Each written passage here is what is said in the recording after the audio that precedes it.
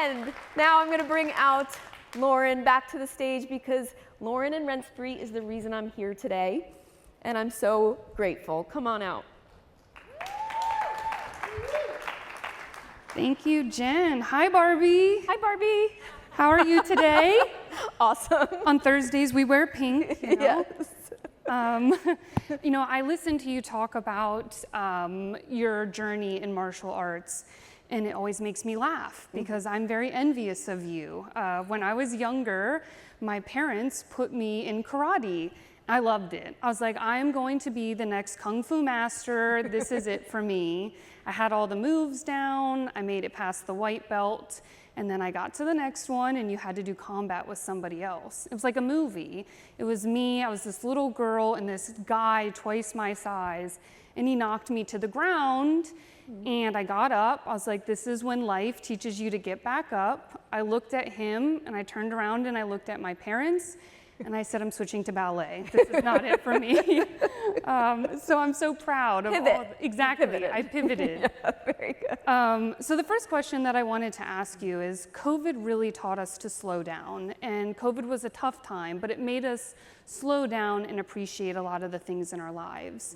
And then we got back in person and we went 150%. And one of the beauties of this industry is we make our own schedules. And a lot of the time, that makes the lines kind of blurred on what is personal and what is work life. So can you talk to us a little bit about setting those boundaries? Yeah.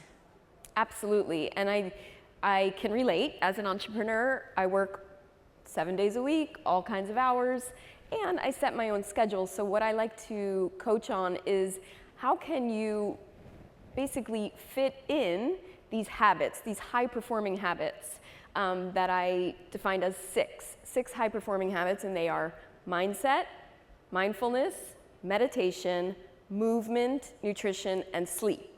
So these things, for me, are the foundation.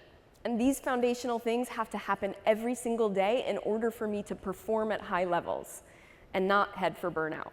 And I'm sure you can all relate. So for example, when I say fitting things in, I have a minimum step goal that I want to make sure that I get to every day. So even if I miss the workout, I know that I've hit that step goal, right? My body's moving, I'm not just sitting at a desk all day. And then there's a term called habit stacking, where you stack your habits on top of each other. So for example, the first thing I do in the morning is I meditate, the next thing I do is journal. They stack on top of each other, and it's an easier way to develop habits. What I added to this, that's from Atomic Habits, James Clear, but what I added is habit combining.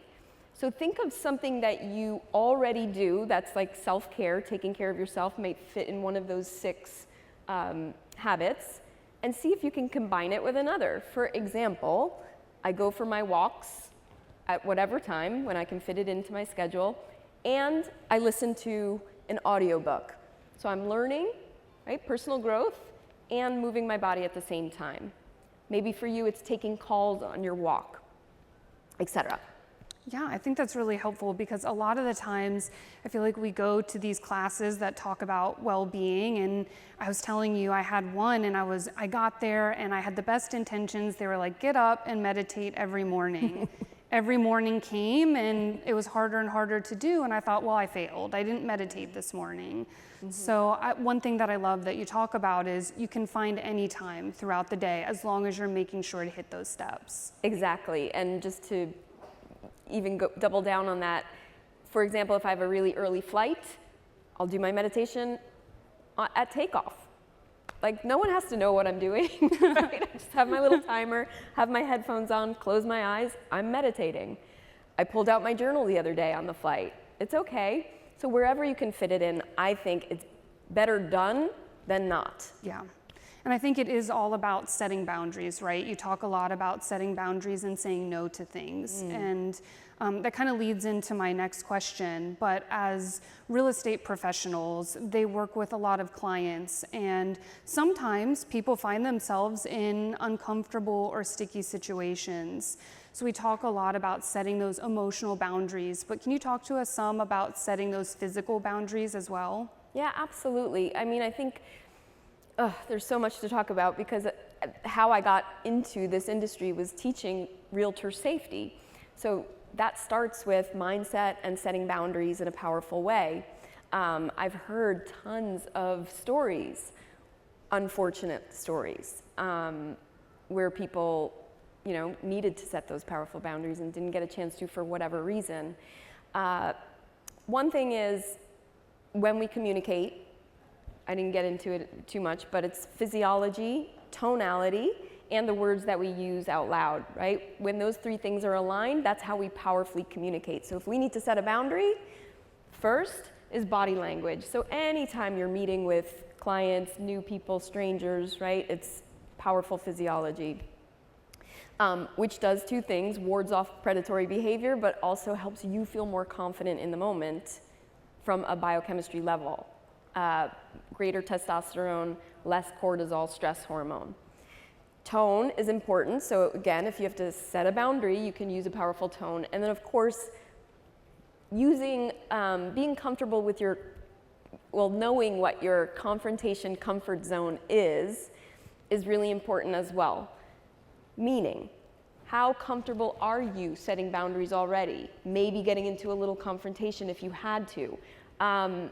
That is something, that's a range, right, for folks, where I'm sure if there's a lot of New Yorkers in the house, like, they're very comfortable with confrontation. Not everybody else is, and that's okay. So wherever you fall on that scale, it's okay. Knowing where you fall is where the power is, because then there are lots of options from there. Yeah. And we talk about that in these safety classes, which is like, can you use your voice? Do you just make yourself less accessible to somebody? Do you teach your new clients or folks when you're going to pick up the phone and when you're not, right? Having boundaries around your time and accessibility is really important. Yeah, and I really, I encourage all of you guys, if you haven't already, to take a self-defense class. Yeah. I took an hour-long self-defense class with Jen, and I found myself in an odd situation on an airplane, and I had just taken it the day before, and I was like, not today. If anything goes down, I am totally equipped for this.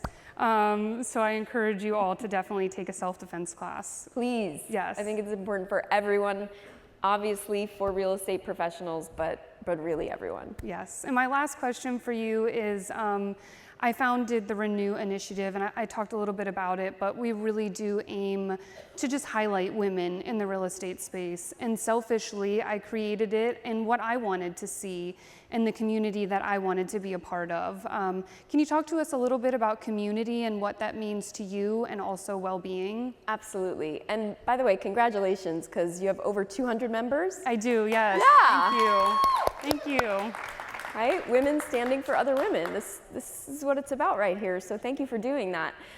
Yes, so as you saw from my framework, well-being, empowerment, confidence, power, all these things it's really a mind, body, and spirit job. So we talk a lot about physical health.